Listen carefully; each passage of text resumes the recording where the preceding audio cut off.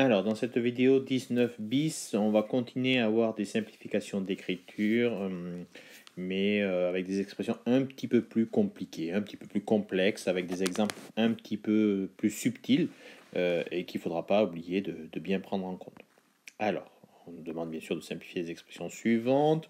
Donc, 2 que multiplie 9, plus 46 que multiplie Q, moins 3 que multiplie 10 que multiplie Z. Alors, on va y aller par étapes. Alors, 2 fois 9, c'est vrai qu'on pourrait être tenté de se dire, je ne peux pas enlever le multiplié entre deux nombres, donc j'écris 2 fois 9. Oui, mais quand on simplifie, si on se trouve face à un petit calcul très simple, au lieu de réécrire 2 fois 9 dans la simplification, on fait ce tout petit calcul, c'est-à-dire 2 fois 9, on sait que ça fait 18. Donc au lieu de réécrire 2 fois 9 dans la simplification de l'expression mathématique, on va tout simplement prendre en compte la valeur. Donc 2 fois 9, 18, donc on écrit 18. Plus 46 fois Q, là, donc je ne peux pas faire le calcul, mais par contre, je me trouve bien 46 fois Q devant une simplification classique, un nombre et une lettre, donc je supprime le multiplié entre les deux, et ça fait 46Q, moins, là j'arrive dans 3 fois 10 fois Z, donc j'ai 3 que multiplie 10, et qui va aussi multiplier Z. Eh bien, c'est simple, 3 fois 10, ça va être comme avec 2 fois 9. C'est un petit calcul simple que je sais faire. Donc 3 fois 10, ça fait 30. Donc je vais écrire 30. Et après, je serais peut-être tenté de dire 30 fois Z. Oui, mais 30 fois Z, je suis dans le cas d'une multiplication entre un nombre et une lettre. Donc, dans ce cas-là, je peux enlever le multiplié. Et donc, ça fait 37. Donc voilà, 2 fois 9 plus 4 fois Q moins 3 fois 10 fois Z, si je vous demande de simplifier cette expression mathématique, ça va devenir 18 plus 46Q moins 30Z. Voilà pour ce premier. Maintenant, voyons notre exemple. 16 moins 10 plus 11 fois F moins 1 fois D. Alors, c'est vrai que là aussi, on se dirait, je recopie 16 moins 10, puisqu'il n'y a pas de multiplié, et je vais continuer à faire plus. Non, 16 moins 10, petit calcul simple. Dans la simplification, autant le faire. Là, ça ne modifiera rien. Donc 16 moins 10, je vais le calculer, ça va faire 6.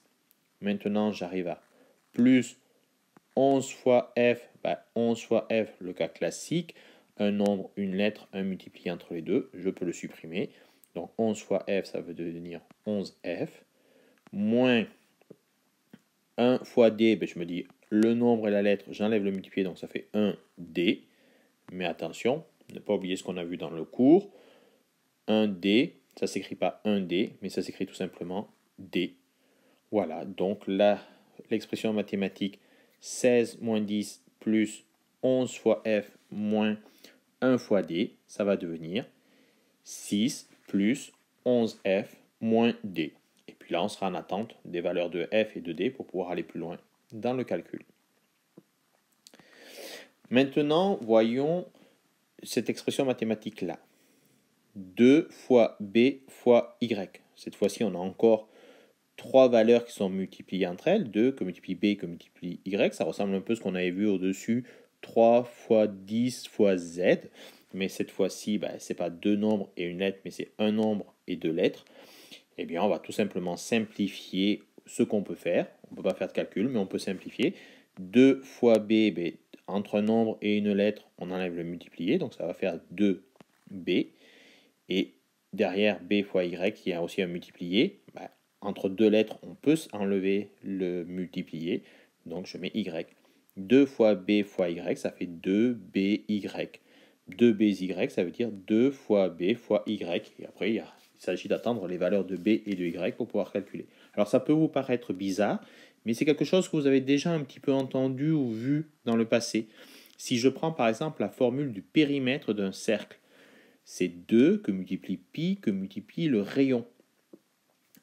Et parfois, vous avez pu entendre la formule simplifiée. Si je simplifie ça, ben, entre 2 et pi, j'ai un multiplié, ben, entre un nombre et une lettre, je peux supprimer, donc ça fait 2pi. Et entre une lettre, pi, la lettre grecque, et la lettre R, j'ai aussi un multiplié. Ben, entre deux lettres, on peut supprimer le multiplié, donc ça ferait R. Et bien, cette expression 2πr, que vous avez peut-être déjà entendu, c'est l'expression mathématique pour calculer le périmètre d'un cercle. 2πr, ça ne veut simplement dire 2 que multiplie pi que multiplie r. Voilà. Entre deux lettres, on supprime également le multiplié.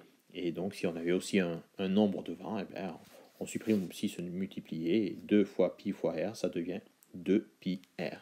Comme 2 fois b fois y juste au-dessus, ça devient 2by.